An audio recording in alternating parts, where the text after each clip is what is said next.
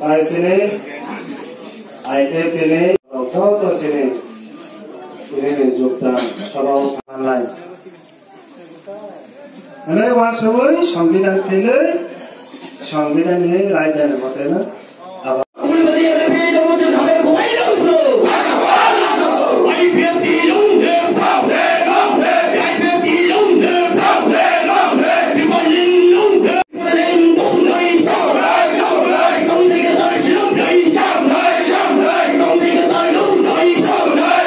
সেই বিজেপিকেও ডেকেছি।